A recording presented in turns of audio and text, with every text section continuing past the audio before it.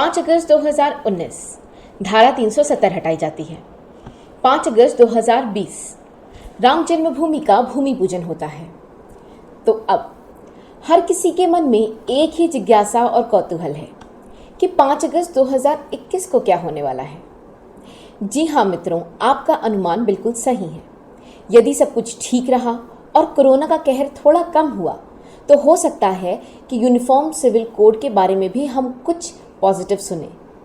Uniform civil code अर्थात समान नागरिक संहिता। और यदि ऐसा होता है तो हम एक और ऐतिहासिक घटना के गवाह बनेंगे। ऐसा क्यों? क्योंकि ये उतना ही जटिल है जितना कि राम जन्मभूमि विवाद था या धारा 370 हटा पाना था। लेकिन सोचने की बात तो ये है कि ऐसा क्या है जो यूसीसी को इतना कॉम्प्लिकेटेड मुद्दा बनाता है, और वो कौन लोग हैं जो इसका विरोध कर रहे हैं और क्यों। तो आइए मित्रों, इस जटिल विषय को थोड़ी सरलता से समझने का प्रयत्न करते हैं।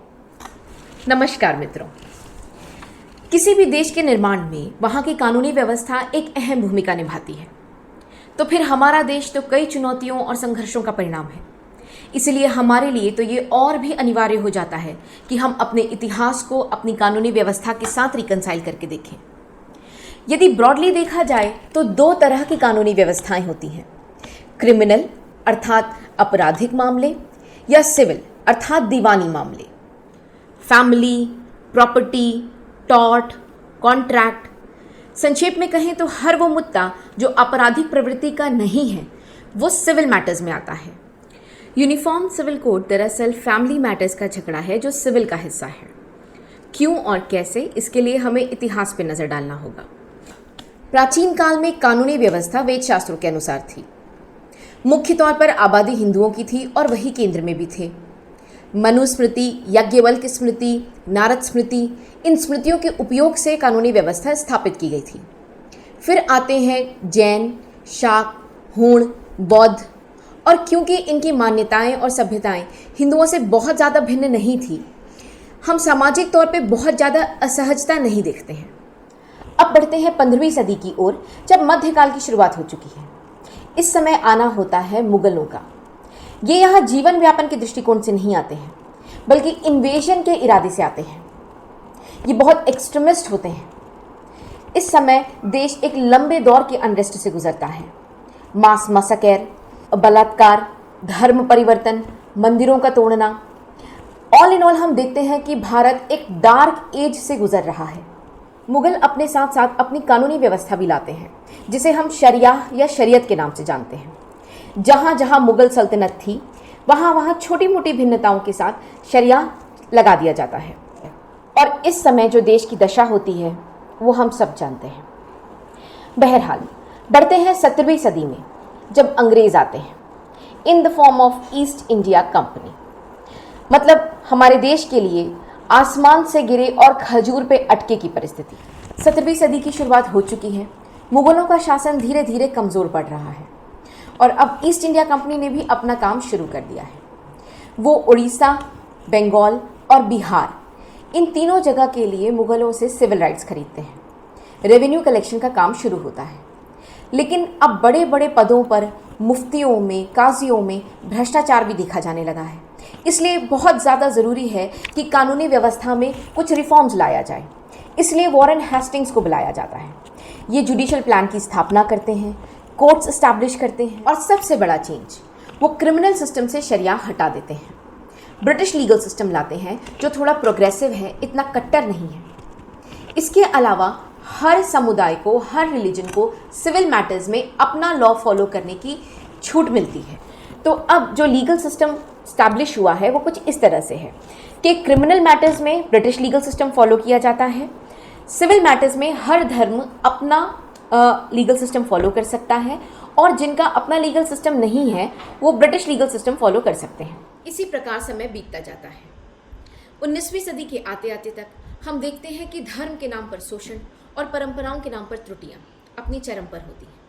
लगभग हर धर्म, हर समुदाय इससे प्रभावित होता है।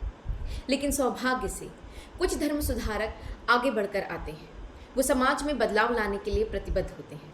1920 से 1930 के दौरान राजा राम मोहन रॉय जी को लॉर्ड विलियम बेंटिक और ईश्वर चंद्र विद्यानंद सागर जी को लॉर्ड डलहौजी की मदद मिलती है। वो हिंदुओं में चल रही रूढ़िवादी परंपराओं को हटा पाने में सक्षम होते हैं। वो ये समझा पाने में सफल होते हैं कि सामाजिक तौर पर चल रही रूढ़िवादी परंपराएं समाज में घाव की तरह हैं, जैसे सती प्रथा, विधवा पुनर्विवाह, बाल विवाह, बहु विवाह, छुआछूत। ये सब समाज के दमन का कारण। सुधार की ये यात्रा इतनी आसान नहीं थी मित्रों, because change is a challenging process. लेकिन ये दिग्गज किसी भी चैलेंज से नहीं डरे और धीरे धीरे हिंदू समाज में सुधार आने लगा। अब 1947 आता है, देश स्वतंत्र होता है। BN राव जी, BR अम्बेडकर जी, ऐसे निष्ठावान लोग आगे बढ़कर आते हैं। ये हिंदू कोड बिल पास करवाते हैं, जो Hindu marriage act, succession act, guardianship and minority act, adoption and maintenance act के रूप में पास होता है। महिलाओं की और वंचित वर्गों की स्थिति में भी सुधार आता है। अब वो अपने हक की लड़ाई कानूनी तौर पर लड़ सकते हैं। इस तरह से हम देखते हैं कि हिंदू समाज में सुधार आता है। यदि हम ईसाइयों, पारसियों, यहूदियों, ट्राइब्स इत्यादि की बात करें, जो कि ब्रिटिश लीगल सिस्टम के तहत गवर्न किए जाते थे, ऑनरेबल सुप्रीम कोर्ट समय समय पर कुछ ऐसे लैंडमार्क जजमेंट्स निकालती है कि जिससे छोटी मोटी त्रुटियां यदि कुछ इन समाजों में थी तो वो हटा दी जाती हैं और बहुत ज़्यादा रिटालिएशन भी नहीं देखने को मिलता है। आज यदि कोई सती प्रथा की बात करे तो हम हंसते हैं, हम रिलेट ही नहीं कर पाते हैं, क्योंकि हिंदू समाज 100 साल आगे आ चुका है, मोटे मोटे तौर पर प्रोग्रेसिव हो चुका है। लेकिन एक ऐसा समुदाय है जिस पर कोई धर्म सुधारक आगे बढ़कर नहीं आया। अंग्रेज़ों ने भी हस्तक्षेप करना सही नहीं समझा। क्यों? जब इंडियन कॉन्स्टिट्यूशन का ड्राफ्ट बन रहा था, BR अम्बेडकर जी ने एक बहुत ही महत्वपूर्ण बात कही थी। उन्होंने कहा था कि यूनिफॉर्म सिविल कोड लाना चाहिए ताकि हम हर समुदाय की महिलाओं को और वंचित वर्गों को कानूनी संरक्षण दे सकें।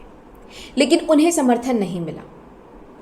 परिणाम स्वरूप उन्होंने अपना इस्तीफा दे दिया।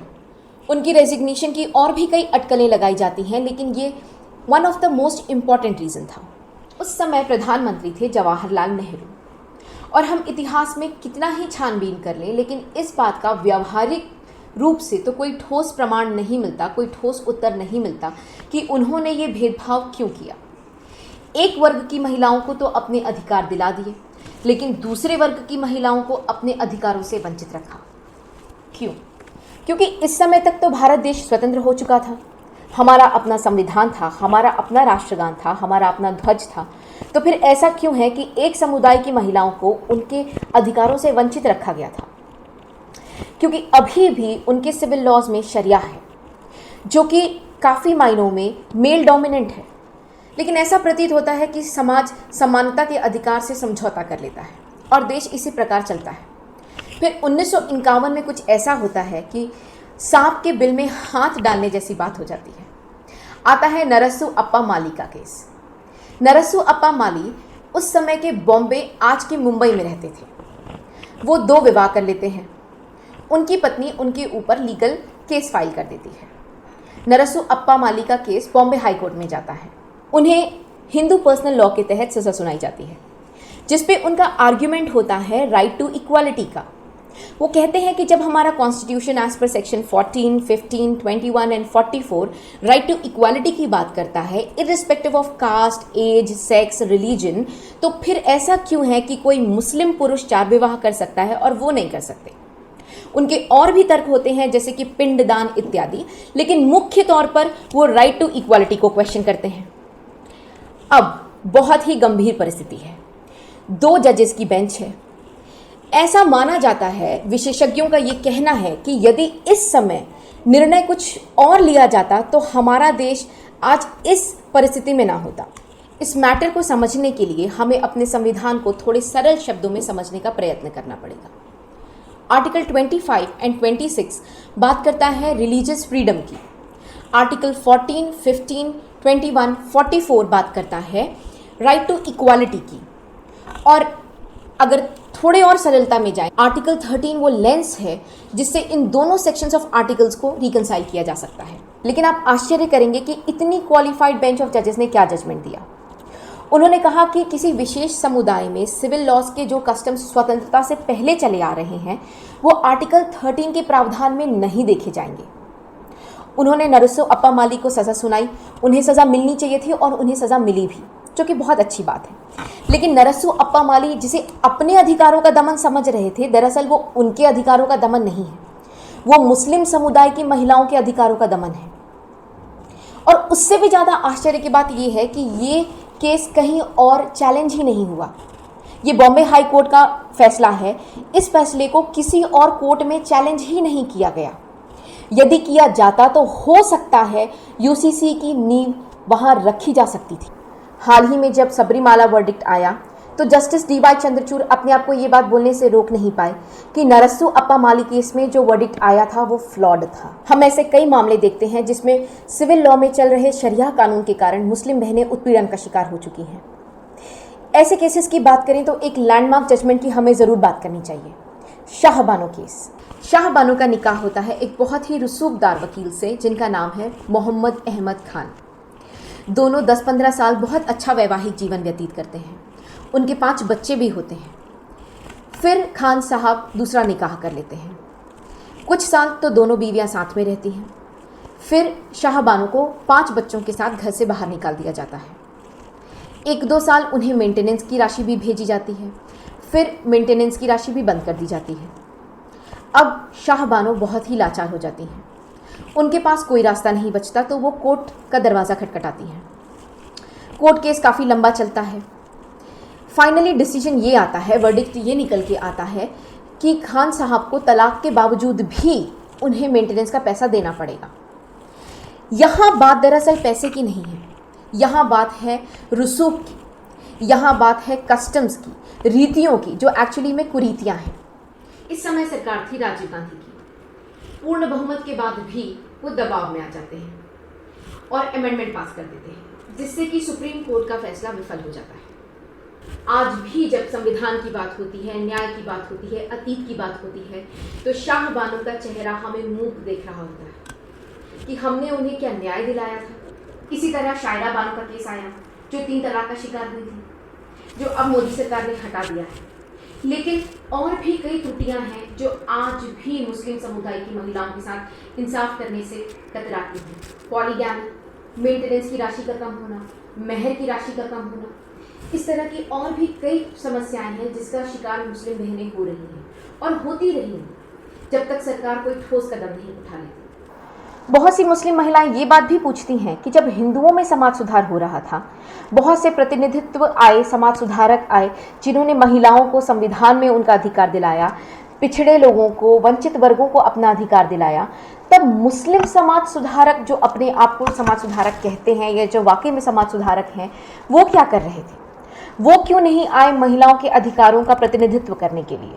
समाज में किया गया कोई भी बदलाव अक्सर समाज नकारता है। जैसे मैंने आपसे कहा, change is a challenging process.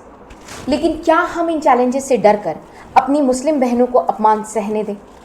क्योंकि मुस्लिम समुदाय में चल रहे शरिया कानून से तो यही प्रतीत होता है कि we are a country run by theocracy and not constitutional democracy. हमारा देश एक रूल ऑफ लॉ नहीं, रूल ऑफ रिलीजन बन के रह गया है। यदि हम सच में समाज में सुधार चाहते हैं तो हमें अपनी परंपराओं को संविधान के अधीन करना होगा, ना कि संविधान को परंपराओं के अधीन। एक बात समझिए, हर धर्म की रूढ़िवादी ताकतें चाहती हैं कि उनका आधिपत्य बचा रहे, जिसके लिए सबसे पहला कदम है अपने ही धर्म के वंचित वर्गों का निरंतर शोषण करते रहना। जो लोग यूनिफॉर्म सिविल कोड का विरोध कर रहे हैं और मुस्लिम समुदाय के सिविल मैटर्स में शरिया का समर्थन कर रहे हैं, मैं उनसे एक बात पूछना चाहती हूँ कि क्या आप क्रिमिनल केसेस में भी शरिया का समर्थन कर रहे हैं? यदि नहीं कर रहे हैं तो क्यों नहीं कर रहे हैं? क्योंकि हम सब जानते हैं कि शरिया कितना कट्टर कानून है। आप उदाहरण तौर पर मुख्तारन बीवी का केस उठाकर देख लीजिए, काफ़ी प्रसिद्ध केस है और इंटरनेट पे अवेलेबल है। ये हमारा सौभाग्य है कि हम क्रिमिनल मैटर्स में शरिया के थ्रू गवर्न नहीं होते हैं। आप सोचिए हमारे संविधान की गरिमा के बारे में कि जो कहता है कि 1000 अपराधी क्यों ना छूट जाएं, लेकिन एक बेगुनाह को सज़ा नहीं होनी चाहिए। हम कई बार इसका खामियाजा भी भुगत चुके हैं, लेकिन फिर भी इतनी विविधता, भिन्नता और आबादी के बाद भी हमारा लॉ कितना लिबरल है। तो मित्रों, ये धर्म का नहीं, महिलाओं और वंचित वर्गों के अधिकार का मामला है। एक महिला होने के नाते मेरा सरकार से ये अनुरोध है कि वो हर महिला को उसकी जाति और धर्म के परे देखे, हर महिला को गरिमापूर्ण और सम्मानपूर्ण जीवन जीने का अधिकार दे और यूनिफॉर्म सिविल कोड जल्द से जल्द लेकर आएं। धन्यवाद मित्रों।